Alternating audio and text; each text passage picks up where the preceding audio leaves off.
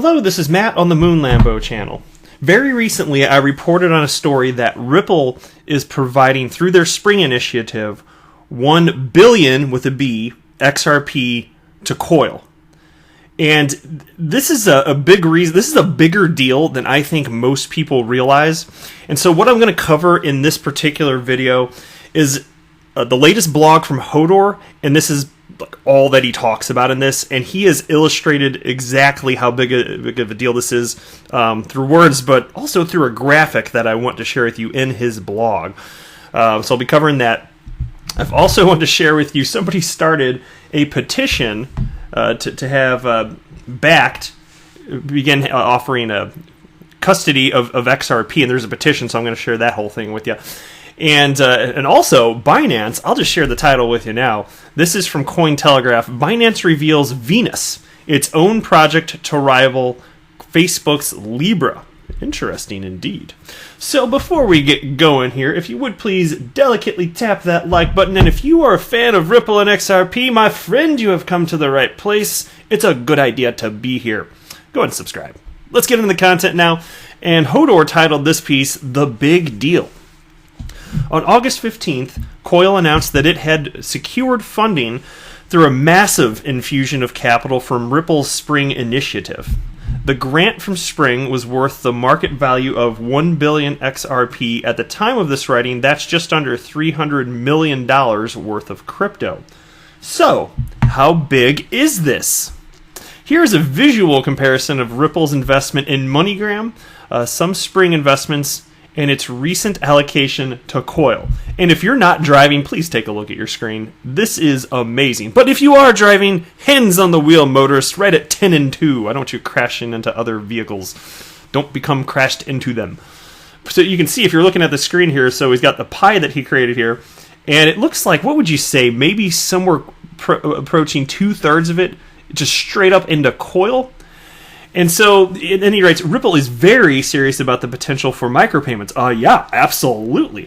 And when you can visually see it like this, it really makes you understand just how big of a deal this whole thing is. Look, there can be multiple use cases for cryptocurrencies and XRP specifically, but the two best, my two favorites, of course, obviously it's not going to surprise you, but it's Ripple's use case as XRP for a bridge currency, and XRP used for web monetization via Coil's platform. And to be perfectly honest, even though I think that the Ripple's doing it's a bigger deal, I mean, they're solving a multi-trillion-dollar problem, I personally am more excited about what Coil is doing just because I hate ads all over my web pages. I hate it. And I hate paywalls even more. That's even worse. But now there's an option around it. You spend $5 and bam, it's like I mentioned the story the other day, so I won't repeat it. But an Apple employee said that Coil's basically the Amazon Prime of the entire internet. That's a quote when Stefan Thomas of Coil had a meeting with some people over at Apple. And if they didn't think that there was really something to this, I tell you, Ripple, through their Spring initiative, would not be throwing 1 billion with a B XRP into this. They think they've really got something here. And I can't imagine a world in which this type of technology isn't widely adopted. It's just another option. It's not like it's going to eliminate all paywalls. Some people will want to have those. Some people are going to have their own little closed websites. That's fine. Some people are going to want to have advertisements because they know that there are going to be plenty of people that will never pay $5 a month for a subscription. That's fine too. But there are people like me who want that, and maybe you do too because you hate advertisements so much, right? And I think it's just the coolest thing on the planet. I mean, you're talking about streaming money in real time. Anyway, the piece continues here. The current subscription nightmare. How many subscriptions to various online services and sites do you have? Video content subscriptions. He writes, I'm guessing you may have a Netflix account. If not Netflix, then I'm guessing that some other premium video content site is on your list, such as Amazon, Hulu, or HBO. Typically in the West, people have multiple video site subscriptions to make sure they have access to access their preferred entertainment. And by the way, this is just a side note. Who out there still has cable? I know some people do. I got rid of it several years ago because I realized I was never watching it and it was just a complete waste of money. And all I do now is I use Netflix and like Hulu, Vudu, Amazon Prime Video, that's pretty much all you need. You can get other subscriptions like HBO thrown on there and stuff like that, but the point rings true here that, it's a lot of subscriptions and things can change. And so he continues here. Gaming subscriptions. Some games require a periodic payment to maintain access. Whether that means playing your favorite game or games, or the ability to participate in tournaments and other promotions. Utility subscriptions. Those of us in the crypto market are likely to have purchased a subscription to one or more premium trading sites that serve up data analytics in various forms.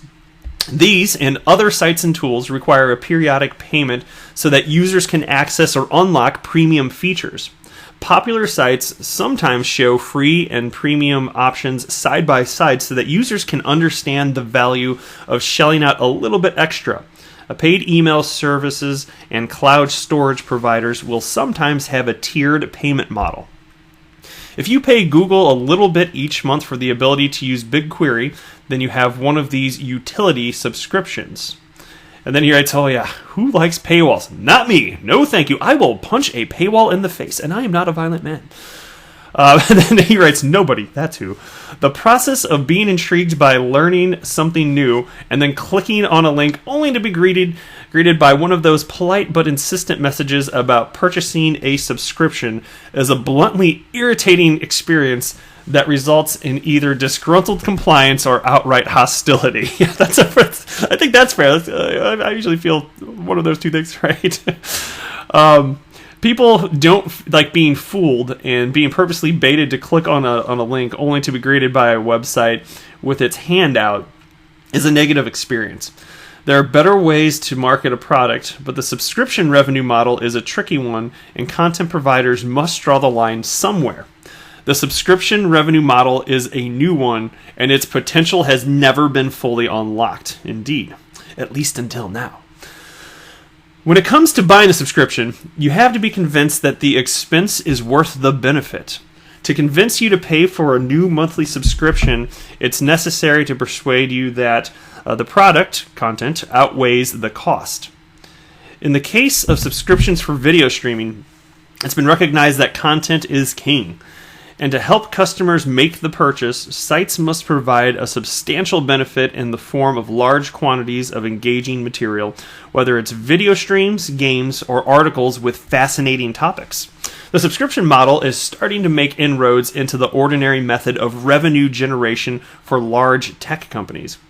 When I stream programs from Netflix, I can watch what I want when I watch it, and I don't have to wait for commercials. It's quite clear what sort of value I'm receiving in that case, especially when you compare it to the alternative of advertising-funded network content.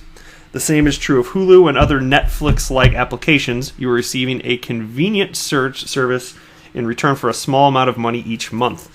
It's a psychologically low bar for services and sites that truly make your life easier. So now check this out there. Here is a section of this blog titled, Why Coil Will Win. And I love the way that he writes this. Check this out. So what's the downside of the current subscription model? Well, if I keep collecting subscriptions, my credit card statement will end up looking more crowded than the comment section of a viral cat video. It's not easy to reconcile all these small monthly payments, but what if there was only one that paid for them all?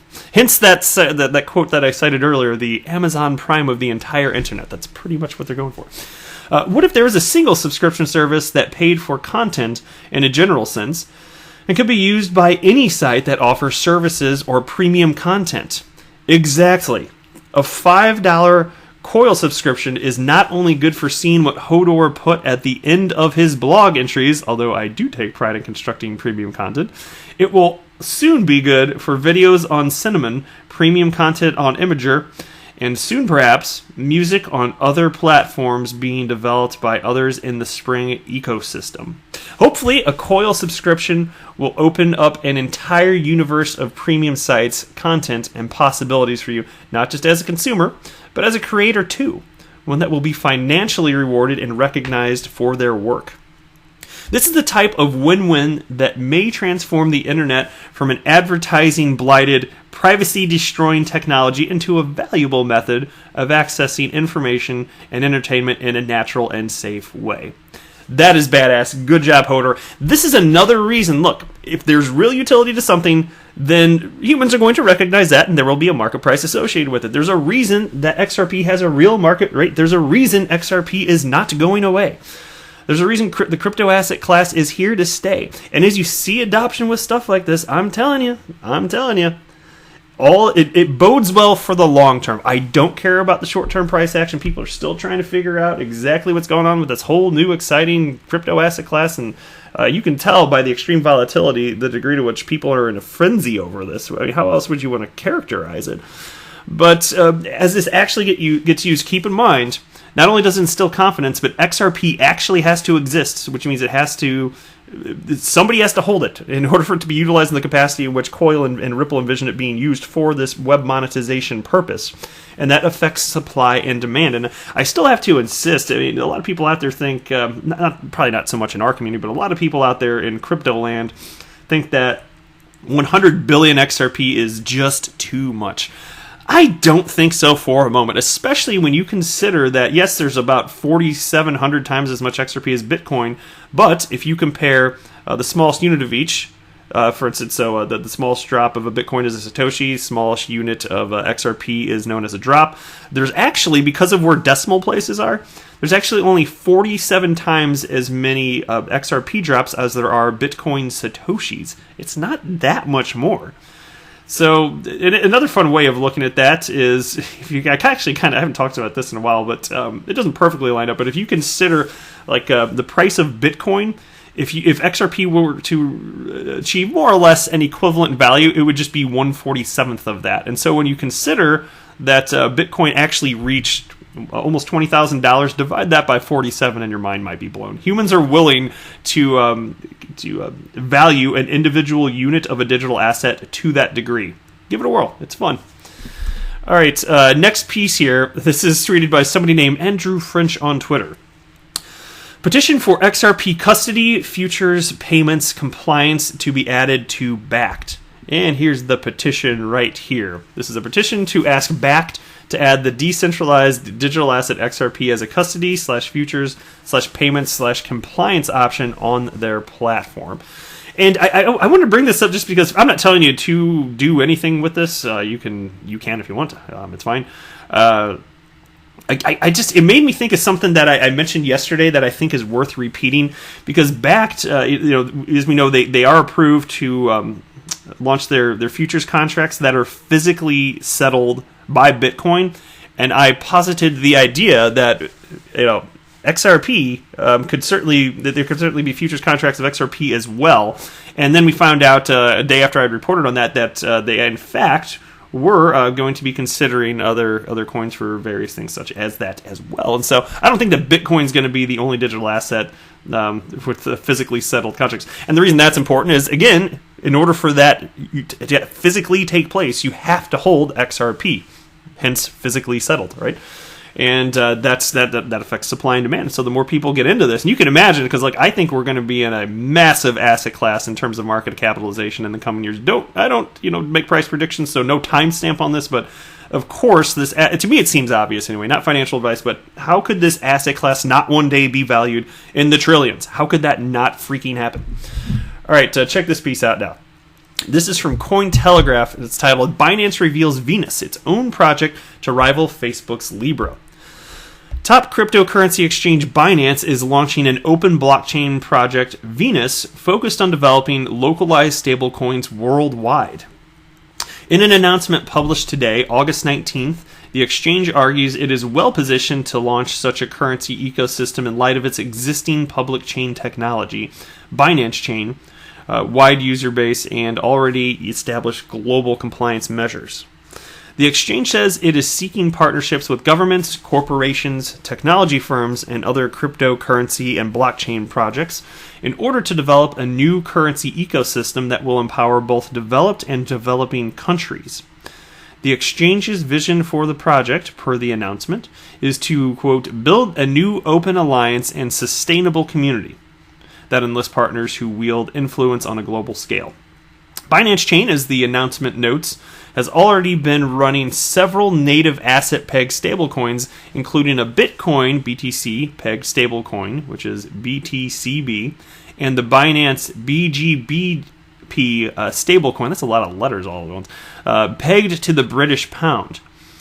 Binance says it will leverage its existing infrastructure and experience various regulatory regimes to consolidate a compliance risk control system and build a multi-dimensional cooperation network for the Venus project.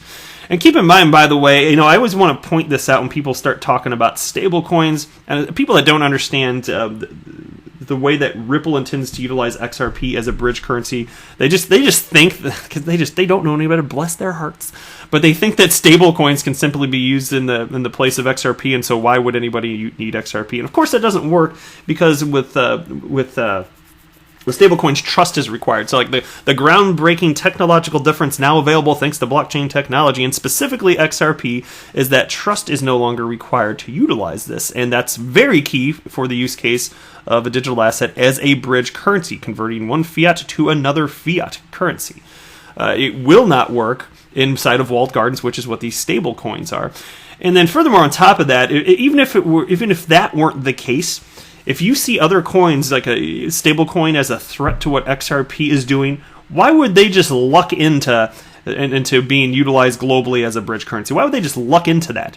Ripple's been pushing for this use case, and it's been taking them years. They've been at it, 7 years or something like that? My gosh, no, you're not just going to create a coin and then luck into being a liquidity solution for banks the world over. That's not how this works. And that's why I've always found that argument to be uninsightful / disingenuous, depending on who's saying it. I think some people just don't get it. Some, I think, are being just disingenuous when they say things like that, but it's completely silly. Anyway, and then they write, Binance's ambitious new venture appears to compete directly with plans from social media titan Facebook to launch a fiat-pegged stablecoin, Libra, that would power a global crypto payments network embedded into the company's 3 wholly owned apps. And those are WhatsApp, Messenger, and Instagram. With its choice of name Venus, Binance is also stepping into the astrological waters of both Facebook's Libra project and the Winklevoss twins' Gemini exchange and Gemini dollar. How about that? Yay, astrology! What do you guys think about this? That's it for this video. I am not a financial advisor. Do not buy or sell anything because of anything that I say or write. That would be a very, very, very bad idea. Until next time, to the moon, Lambo!